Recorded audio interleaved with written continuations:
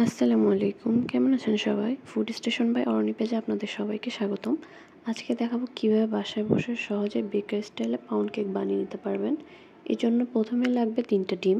3টা ডিম এখানে আমি ভেঙে নিচ্ছি এবং এখন একটু সামান্য ব্লেন্ড করে নিব।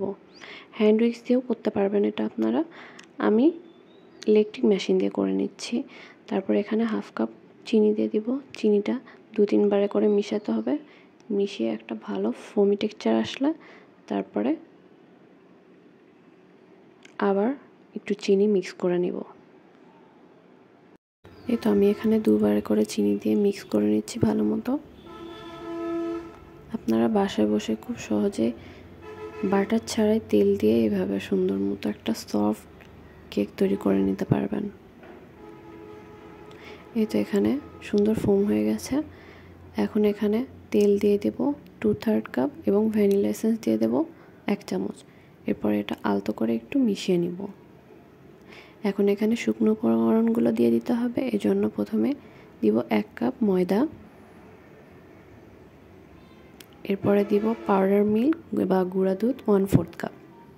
এরপর এখানে বেকিং পাউডার দিয়ে নিব 1 চা চামচ এবং এগুলো খুব সহজে ভালো মতো ছেঁকে নিতে হবে। এখানে ছেঁকে নেওয়ার কারণ এটাতে যদি লাম্পস থাকে তাহলে কিন্তু কেকটা ভালো মতো হবে না। এখন এই শুকনো উপকরণগুলো ভালো মতো মিশিয়ে নিব, আলতো হাতে সুন্দর মতো মিশিয়ে নিব। এই তো লাস্টের দিকে আমি একটু হ্যান্ড মিক্সচার দিয়ে ভালো করে মিক্স করে নিয়েছি। বাস এখন একটা কেক মোল্ড নিয়ে নিব। এতে ফার্স্টে তেল ব্রাশ করে নিব। এরপরে আপনারা বেকিং পেপার বা বেকিং শিট বিছিয়ে দিতে পারেন যাতে নিচে না লেগে যায় এটা। এখন কেকের ব্যাটারটা আস্তে আস্তে এর মধ্যে ঢেলে দিব।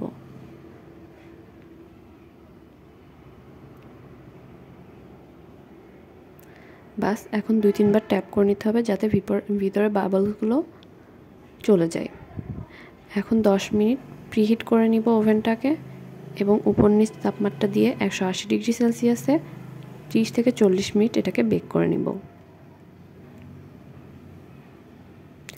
বাস এখন বের করে নিতে হবে 30-40 মিনিট পরে এবং এটা ঠান্ডা হওয়ার পরে আস্তে করে চারপাশ দিয়ে চাকু দিয়ে এটাকে ছাড়িয়ে নিব।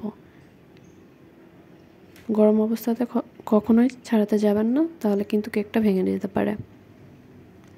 এই তো কেক ঠান্ডা হয়ে গেছে। এখন আমি এটাকে স্লাইস করে নিব চাকু দিয়ে খুব সুন্দর মতো।